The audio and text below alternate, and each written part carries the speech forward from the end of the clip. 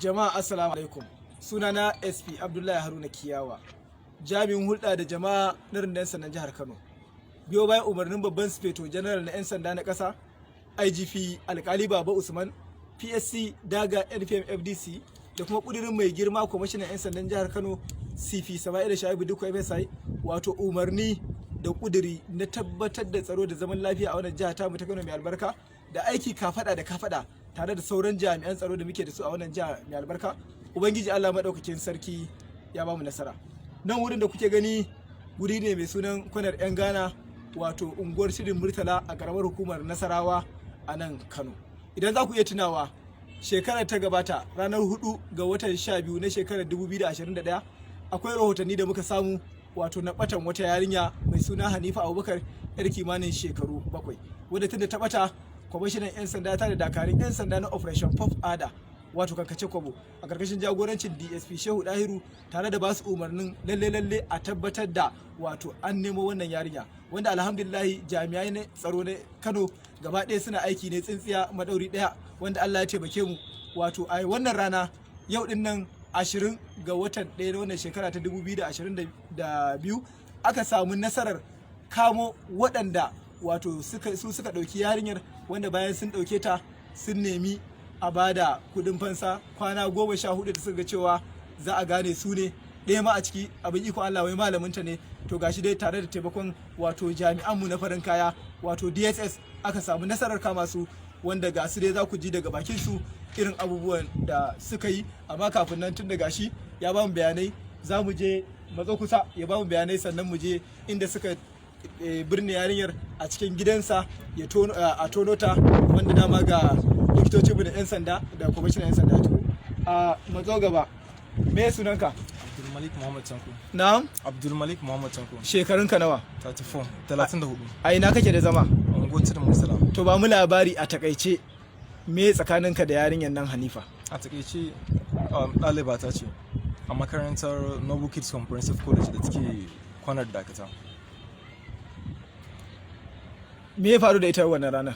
So abin da ya faru dai shine akwai wannan bawan Allah da yake nan bayana, da kuma wata wai ita Fatima, wanda na kawo musu tunanin cewar su zo su ɗauko wannan yarinya da nufin cewar mahaifiyarta ce ta ce a ɗauke ta za ta nemi kuɗi a wurin mahaifinta. Wannan ƙarya ne musu kenan. Suka aminta da hakan, suka je ƙoƙarin ɗaukanta, ba su kai ga nasara ba don ba ta yarda bi su ba a keke napep kenan. Daga baya da na ga abin ba zai yiwu ba, sai ni na je na ɗauke ta a keke napep ɗin bayan ta dawo daga Islamiyya. Idan aka kai ta?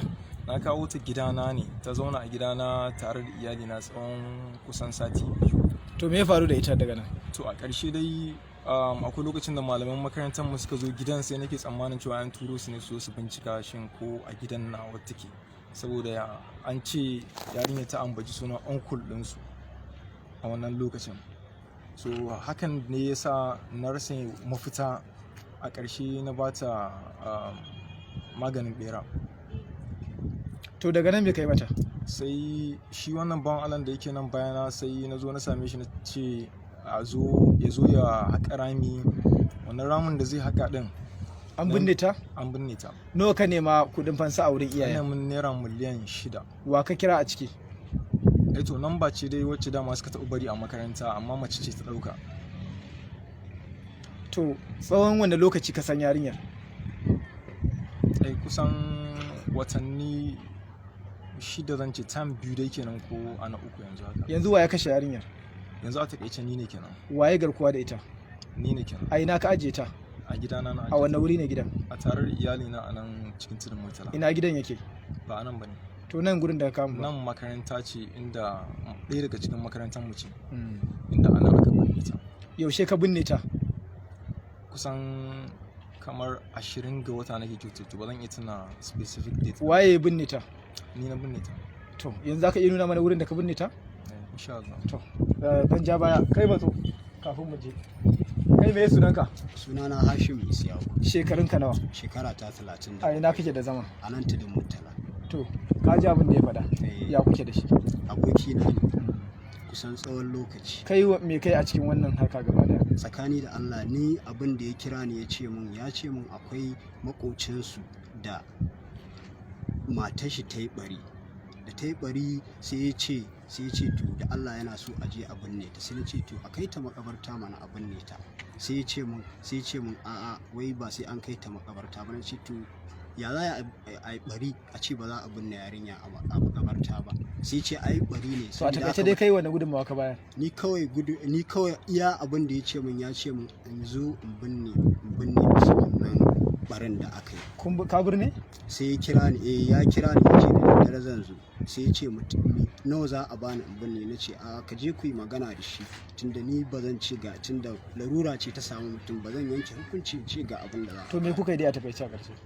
Daga ƙarshe sai ya ɗauko abu a buhu ya zo da daddare ya ajiye a makaranta. Ni ne na yi tona. Waye binne? Ni ne na binne. To magana dai akan cewa a baya ya nemi da kai da wata mata ma ku yi garkuwa da yarinyar, haka ne ko ba haka bane? Ya nemi na gaya masa gaskiya ni ba zan shiga ba na yi ba. To alhamdulillah yanzu dai gashi za mu je, zai kai mu wurin, za su kai mu wurin da aka binne wannan yarinya. Ubangiji Allah ya jikanta, Allah kuma ya gafarta mata. Za mu je mu gani domin ya nuna mana. Mu je zuwa. Mu je ina medical kit. Bismillah. Mu je.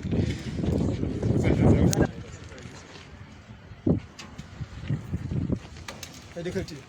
Ina masu bin sa baya. To mazo kusa kai. Mazo kusa kai nuna mana daidai inda ka binne. Daidai ina ne aka kira mu?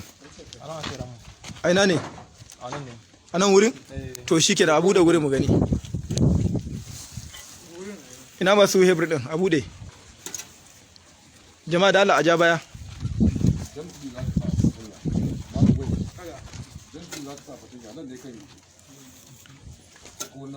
Da dai ina ka sa kan maza kai kai nuna mana da kai maza. Mu je da dai nuna mana da dai wurin. A nan ne, yana a cikin buhu ne. A cikin buhu ne? Da dai ina ne? Daidai nan ne. To ya kai ramin karami ne ko babba? Ai shi ramin ba ni ne ba. To matso kai. Nuna mana ina ne ramin yake? Daidai wancan wurin? Daidai nan ne? To dawo baya.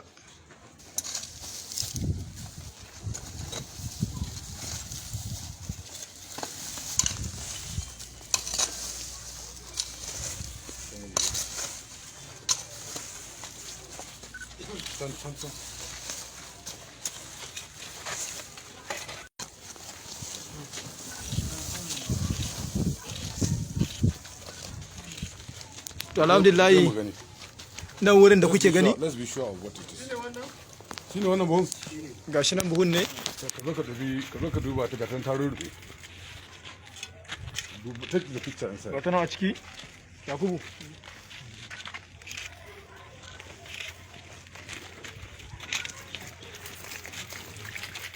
Wanda ta riga ta lalacewa gaba daya.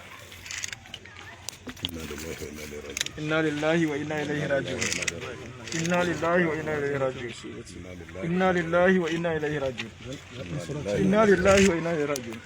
To Allah dai ya jikanta, Allah ya gafarta mata. Just leave that six. Come on, open it. Gashi dai ta ma gama lalacewa gaba daya a cikin wannan. Open it clearly. Karka ji komai da gloves naka, karka ji komai.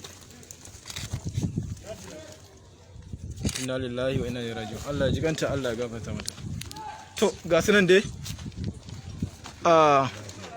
wanda suka yi wannan garkuwan kuma suka yi wannan kisan kai din, wanda ko shakka babu wannan marasa imani, wannan marasa tunani, wannan tsinannin mutane za a gurfanar da su a gaban kotu domin a musu hukunci.